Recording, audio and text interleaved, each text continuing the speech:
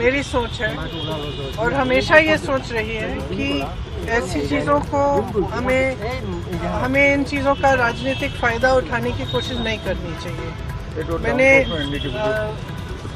क्योंकि ये एक भावना है। और कल भी मैंने बात की अपने कार्यकर्ताओं से कि जुबिन जी के जब उनकी मृत्यु हुई तो हम लोग जो असम के नहीं हैं, हमने जब देखा कि किस तरह से असम की जनता उनसे प्रेम करती है, किस तरह कितनी श्रद्धा थी, चाहे कोई भी परिवार का हो, माता पिता बच्चे बेटे बेटियां भाई बहन, सबके आंखों में आंसू थे। और हमने ये सोशल मीडिया में हमने ये सब देखा, तो हम बाहर से जो देख रहे थे हम समझने की कोशिश कर रहे थे कि क्या है ये भावना, ये इमोशन जिसकी वजह से जनता इस व्यक्ति से जुड़ी हुई है।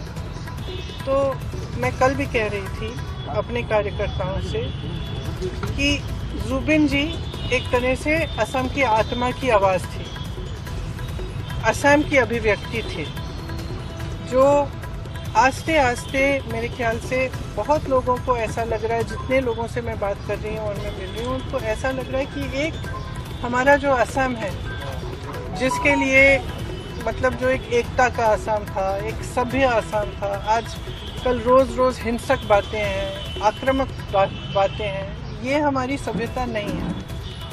असम की जो सभ्यता है उसके बारे में गाया जुबिन जी ने। जो भी जितने भी उनके गाने थे अगर आप सुने, उसमें एक भी गाने में ये नहीं था कि इससे नफरत करो, ये तुम्हारा दुश्मन है, इसको मारो, नहीं था ये।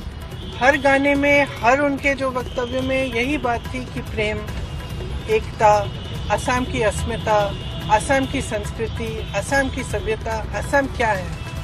और मैं कल अपने कार्यकर्ताओं को कह रही थी कि देखो, हम भी उसी चीज़ के लिए लड़ रहे हैं। एक तरह से हमारी लड़ाई जो है असम की संस्कृति, असम की सभ्यता को बचाने की लड़ाई है। और हमें ये बात समझनी है, बस इसका हम जुबिन जी का इस्तेमाल, राजनीतिक इस्तेमाल नहीं करना चाहते और ना किसी को करना चाहिए।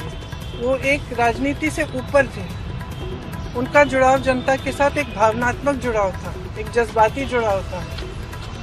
वो पॉलिटिक्स में नहीं थे, ये नहीं थे कि सीएम बनने जा रहे हैं कि जनता उनसे किसी वजह से, पॉलिटिकल वजह से जुड़े। जनता इसलिए जुड़ी क्योंकि जनता के दिल में वही भावना थी जिसके बारे में जुबिन जी बात करते थे।